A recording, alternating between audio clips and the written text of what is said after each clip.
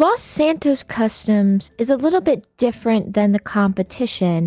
Now, this might seem very obvious. A lot of my supply chains kind of completely collapsed. Someone's shooting like crazy. Okay, cut that out. Ladies and gentlemen, welcome to season 1, episode 2 of Papstalk. I'm very excited. You guys have completely blown episode 1 out of the water. I really appreciate it. Today we have another special episode. We got Nino, Chavez, and Profen from LS Customs here on the show. We're going to dive into business. We're going to dive into their lives and their history.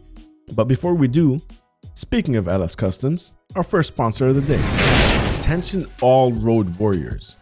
Looking for a pit stop where affordability meets honesty? Look no further than Los Santos Customs, where they've not only mastered the art of repairs, but fair pricing as well. LSC is not just a repair shop. They pride themselves on being a community. Get more than just a repair when you head down. Get a family. And hey, looking for a job? They're revving up opportunities too. Head over there and fill out a job application today. So grab onto your lug nuts and get ready to wake up cars that are really tired. Join the Los Santos Customs family today. Because at LSC, it's not just about fixing cars. It's about fixing the way you feel about car repairs. If you need to get your car fixed on time, call 152-8799. All right, ladies and gentlemen, let's get into it. Hit the intro.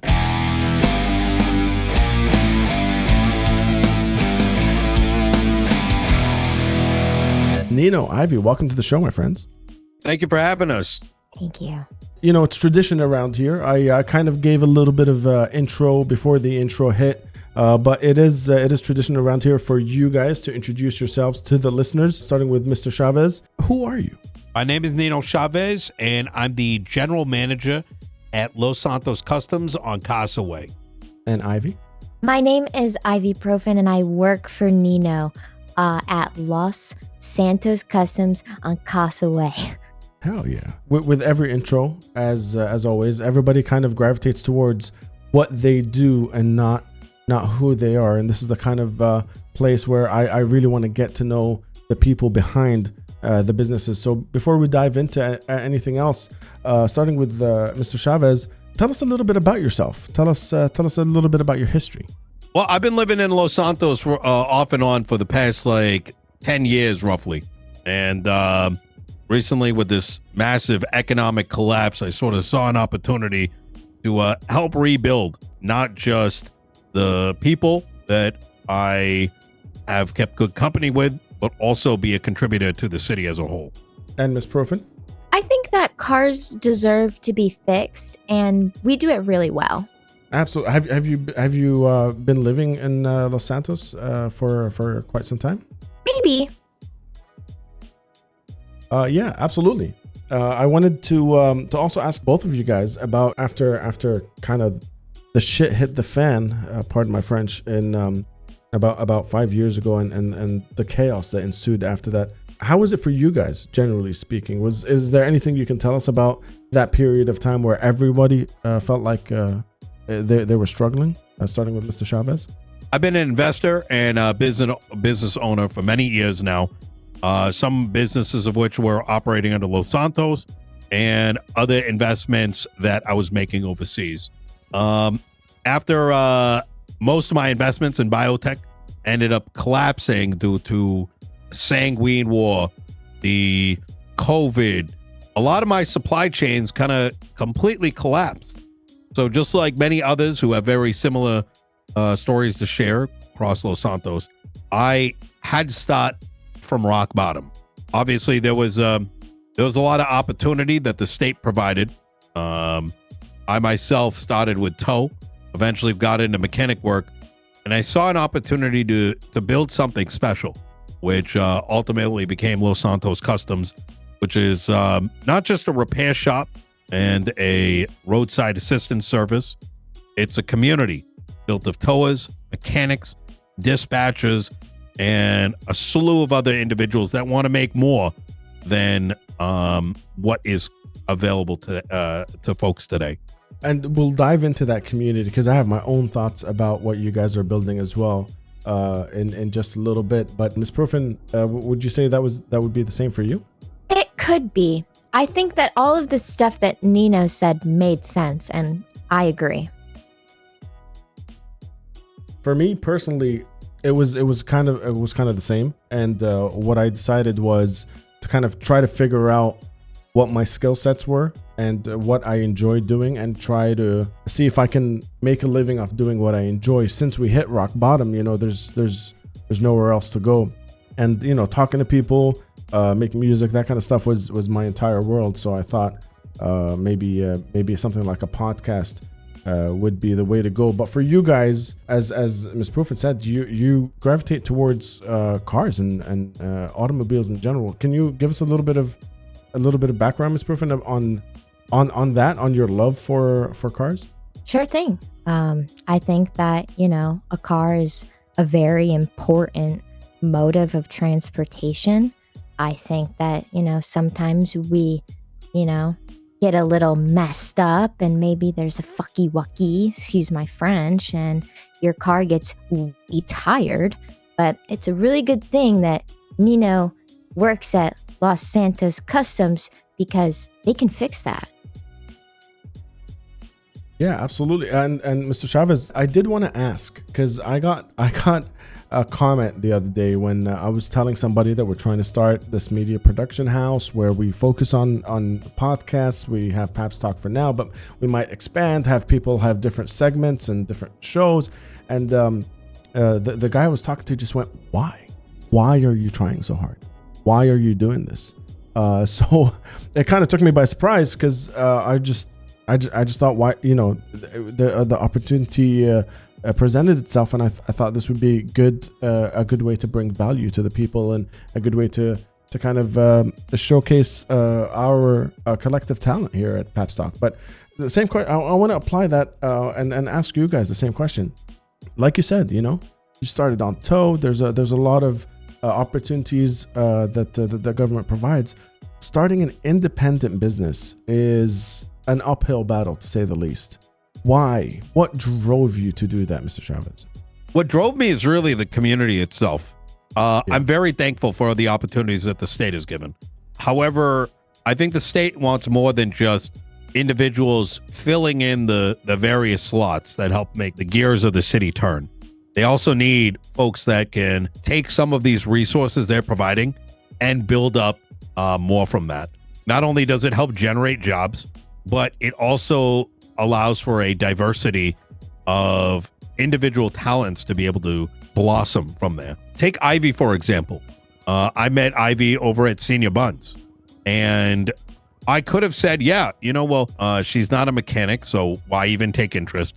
But instead, our conversation slowly blossomed into her becoming one of our linchpins for marketing. And Ivy, maybe you want to talk more on that. Thank you so much, boss. I think that if you ask me, I'm an empath, and I really try to get personal with the vehicles. If you imagine a vehicle as a person that just goes really fast, you get, you know, pretty far with this whole connection thing. If you turn the headlights on and open and close the hood of a car, it appears as if the car is talking. As you can see, like, she's got a talent. So as Ivy was saying, there's a lot of not only just personification of the task at hand. You're embodying the actual help you're providing people. You look at this thing and you think, how can you make it better? Absolutely. I mean, if you look at how easy it is to become a mechanic, you go down, you can go talk to Rusty, he can teach you a couple things, and you can go open up a garage wherever you want throughout the city. Anyone can do that. But how many people can create an environment where people not only want to get their vehicles repaired at a certain spot, but also know that when they come in, they're going to be greeted by individuals who may have been tow truck drivers, who may have been sanitation workers, who may have run into problems where they can't figure out why their repair bills have been just astronomical. By having a very diverse talent pool of folks from different walks of life, we're able to like kind of really cater towards their particular needs. And I'll give you an example, right? We had a lot of customers coming through that ran Group 6, and they would often tell us how expensive the repairs would be, and how ultimately they would end up making very little amounts of money on top of it, right? About 80% of their paycheck was going to repairs, and they're only walking away with 20%. Yeah. Luckily, we had a lot of folks at our shop that were actively working Group 6 on the side, or it was part of their previous work experience. Yeah. And we were able to give them the feedback back that allowed them to increase their efficiency at their job. And it's those like little things that make a massive difference. To give you a little tap into it is oftentimes Group 6 drivers run in packs of 2s and 3s. Mm-hmm. However, a lot of times the passenger doesn't kind of kick back their money over to the driver. Now, this might seem very obvious or something that perhaps is a practice that not everyone is comfortable with. By diagnosing the problem beyond just the parts, a lot of G6 drivers have now kind of implemented those changes, and now they're driving around with smiles on their faces. You know, now they're able to buy up their vehicles, they're able to buy up their houses, and no longer is a price of repair bleeding into their pocket. And that's kind of what we provide, an experience beyond just a mechanic shop, but a way to make that vehicle that you're using on a day-to-day basis work for you. And honestly, as someone that's has been in touch with you about the podcast, about your shop, about everything that you guys are doing, I can say that at least for us, for the Papstalk team, we know that any point in time we need to talk to the Los Santos Customs crew in general, we just drive down there. There's a lot of times where, you know, you drive down to a business, you drive down to a shop, there's people missing, there's doors are locked and there's nobody there, but you guys have really, and that word, you know, worth its weight in gold, community. You guys have had built a community of people that are constantly there working, giving advice. I mean, even when you guys weren't there, and I've bumped into people outside the shop, they are always welcoming, always embracing us, waiting, making sure that we got the message across, all that stuff.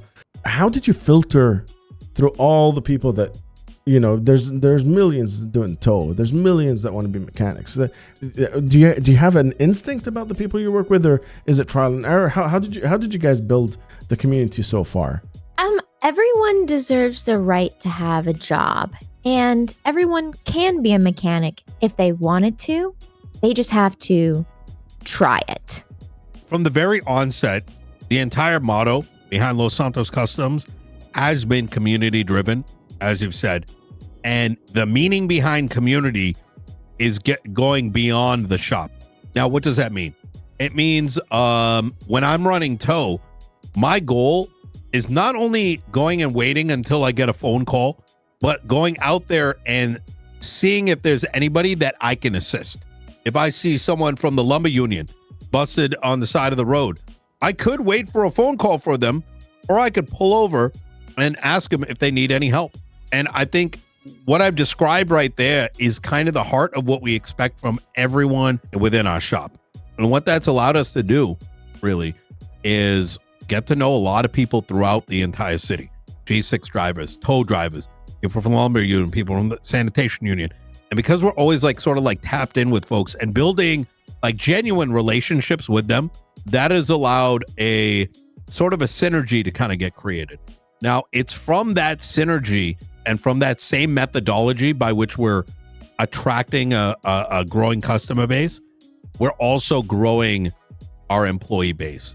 So when we are out there, perhaps down at the sanitation yard, helping someone jumpstart their vehicle, oftentimes we find out, hey, they might be with a partner right now who's looking for a job and they're really interested in mechanic work.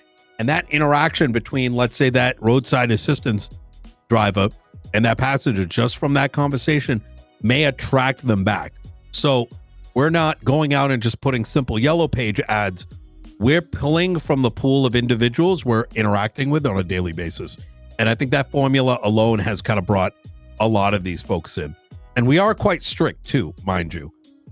If I get a random phone call that says look, I'm looking to work at the shop. Yeah, we'll entertain the conversation, but we always make sure that they're inherently in tune with the vibe that we're trying to create. And then from there, it just kind of snowballs. Are you tired of being stuck in the Stone Age with outdated technology? Upgrade your computer experience with The Company, your go-to destination for cutting-edge computer manufacturing and sales. From regular to advanced computer parts, they've got you covered. Whether you're a seasoned professional or a tech noob, The Company provides top-tier components tailored to your needs. But that's not all. They don't just sell parts, they guide you through the process. Stay ahead of the curve and embrace the future of computing and cryptocurrency. Simply search The Company on Yellow Pages to connect with a salesperson today. Don't settle for less. Upgrade with confidence. The Company, where technology meets expertise.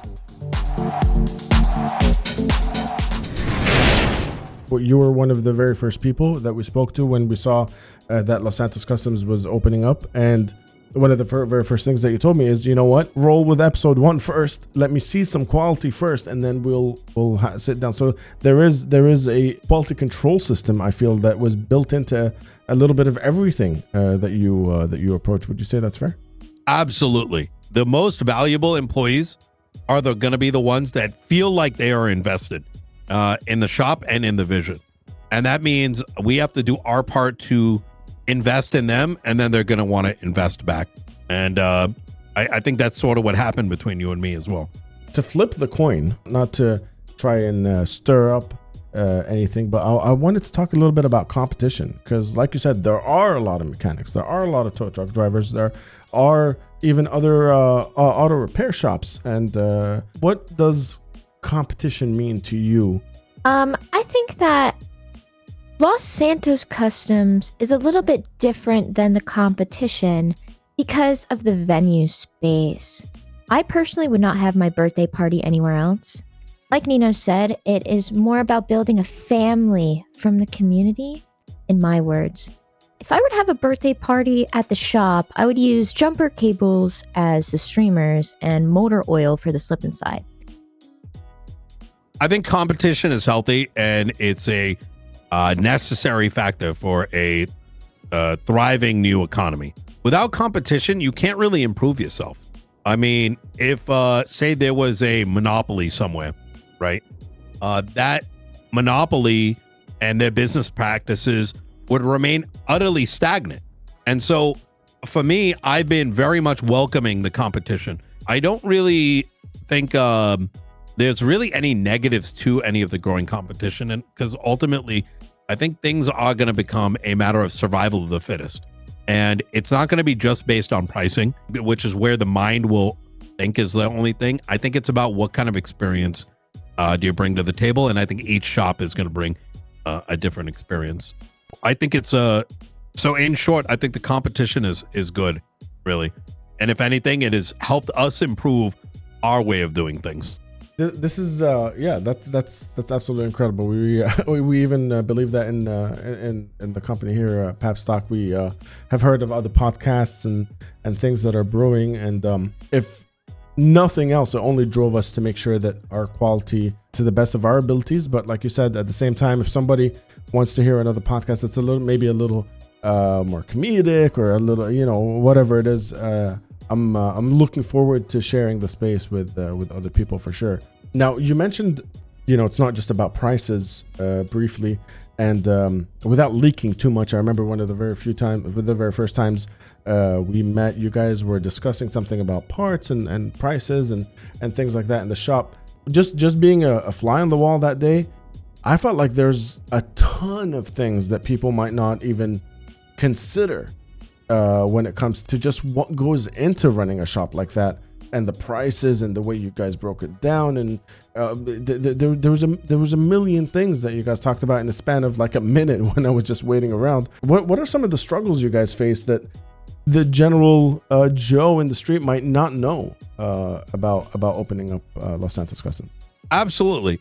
Mechanic shops, I would like to think, are a lot more complex than they used to be.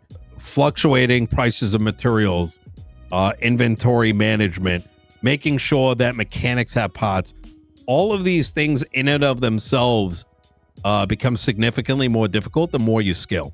So more time zones that you're looking to be open in, the amount of employees you have all those things start to weigh down on the overall system that you put into place. Now, for a lot of customers, they may come in and to them, they're just kind of getting a quote. Reality is there's a lot of back end work that's required to make sure that those prices are low and people are getting service that they desire. I don't believe there's really any other industry, at least right now, that has the amount of layers that are currently present in mechanic shops. I mean, if you look at Senior Buns, right, the state comes in and stocks up most of their food. For us, that can be hours of work at a warehouse and another couple hours of making sure we have contracts and stuff in place so we're getting the supply necessary. So it really comes down to a supply chain problem. So just to put it in perspective for those listening, it would be the equivalent of having to farm the food, prepare it for consumption, and then taking it to a restaurant and then preparing it yet again for the meal. Well, that and the bigger the business is, inventory management becomes huge, right? Yeah. You need to have a couple days worth of pots available, because once your supply drains, and to give the listeners an idea, if a shop's supply completely drains out, they have two choices now. Either they have to shut down for the night, or their prices are going to increase anywhere from 2 to 4x. Yeah. Because they would need to be using imported pots. Luckily, over at Los Santos Customs, we have a lot of talented folks who are helping to lift this load. For example, Eve Summers. She's the head of our acquisitions team, and she takes on probably like 50% of the burden.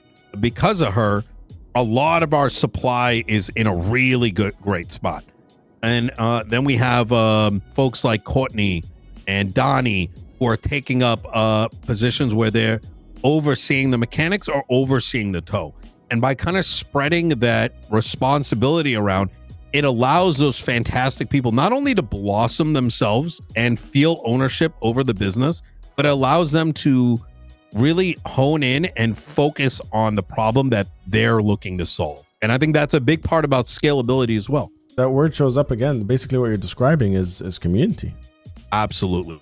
I feel like you would be a great person to give some advice, Mr. Chavez, to people that are looking to build their own independent business for entrepreneurs in different fields. If you were to give a piece of advice to people, whether it was mechanic and car related or not, what would your advice be? Starting your own business can be a huge challenge, but in order for a business to thrive, you need the passion and the right people. I think we'd be lying to ourselves if each and every person in Los Santos wasn't dreaming for some sort of business, whether it's small or whether it's big.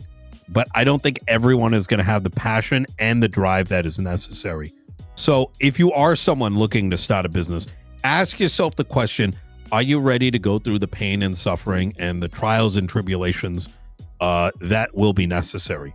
Are you ready to take a massive pay cut and possibly get paid only $50, $100 at best, maybe on a daily basis? And if the answers to those questions are yes, right, then take that drive and start to become the very best at what it is that you are looking to offer. If you want to start a flower shop, you could sit there waiting all day, waiting for some wholesaler to start offering, flowers, like, I don't know, over at like the hospital, and you can go pick up those flowers and then try to, flip them. Or you could say, let me find a way to get those flowers, right? Don't wait. Start today and get your brand out there and start wheeling and dealing. Don't be the kind of person that expects to wake up tomorrow and just have a storefront and, free advertising. You got to start at the very bottom. One of the things that I love, I read this somewhere, and it's completely changed the way I approach things. It's before you set your mind to what you want to do, you got to ask yourself, first of all, why you want to do it. Secondly, how you're going to do it. And then if you have both of those answers, what you're going to do kind of props up. But if you just go with the what first, and I just want to do this thing without the why and the how, You kind of dug your own grave there. Absolutely. You really need a passion when it comes to these things, as opposed to, I think a lot of times, money can be a big motivating factor for a lot of people. And the reality is that if you are motivated by revenue, your business is less likely to be successful. Now, that's not to say, because this might sound a little hypocritical, because we had just discussed fair pay for mechanics and whatnot. Mm-hmm. Those are things that you eventually want to strive for, right? But money should not be the reason that you started off on that venture. So using the flower example, if you truly have a passion for flowers and getting flowers into the hands of people because you don't believe that service currently exists, that is a person that is going to be successful if they push forward with something like a flower shop. But if you are looking to make that flower shop because you think there's a lot of money there, well, that passion's going to burn out, and it's just going to be, no different than fixing vehicles on the side of the road. Ms. Profen, any advice for people that are just starting out from you? Some advice I really like to live by is, stick with one airline company, because over, course of years, you can build up credits, and that could possibly get you a free flight in the future. That is uncomfortably accurate. 100% agree with that. And, Thank you very much. Yeah. I completely agree with that. That's very good advice. Now, in the vein of advice, this is the last question here, and then we can start wrapping up. But I want to flip the switch. I want to turn the mirror and say, Mr. Chavez, if you had a time machine and you were able to go back in time and give yourself advice about things that have happened, before starting on this journey, what would you tell young non-owner Mr. Chavez as a seasoned veteran of the entrepreneur industry right now? I would have told myself to build significantly more capital before starting, as that would have made jump starting a business and a lot easier. To give you an idea as to why I say that, our current a running cost of a shop of our size is roughly $500,000. I want you to let that sink in, given the current state of our economy. $500,000. That actually gave me a little bit of a heart palpitation right there. And Miss Ivy, what about you? If you had a time machine? If I had a time machine, that's a great question. I would probably go back to the 1970s just to hang out, I guess. Maybe walk around a little bit. Would you use that time machine to tell your younger self anything in particular, or just the 1970s? I would probably go back in my own life a few years to tell myself not to pre-order Fallout 4 because it was a waste of money. I probably also wouldn't have invested in one particular Chinese pharmaceutical company, despite being at the brink of reversing aging. Interesting. Or at least perhaps not use the birds as the vessel for testing. Yeah, imagine my surprise when I sold my Doppler to just order that video game, and I was very disappointed. Enter a world of bespoke storytelling with Damien Tinkerman's writing services. Whether you're dreaming up a poem, crafting a short story, or seeking a unique monologue, Damien brings creativity to life. Each piece is a reflection of your imagination, tailored by Damien just for you. And the best part? Damien ensures a swift delivery, turning your ideas into reality in record time. Elevate your projects with Damien Tinkerman's writing services. Search Damien Tinkerman on Yellow Pages to start your personalized journey today. Your story, beautifully written, awaits.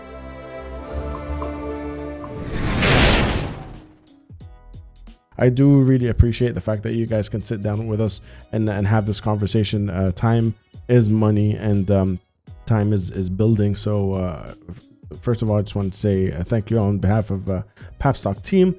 And I just like to end it with, is there anything you guys would like to plug? Anything you'd like to talk about before we hit the outro?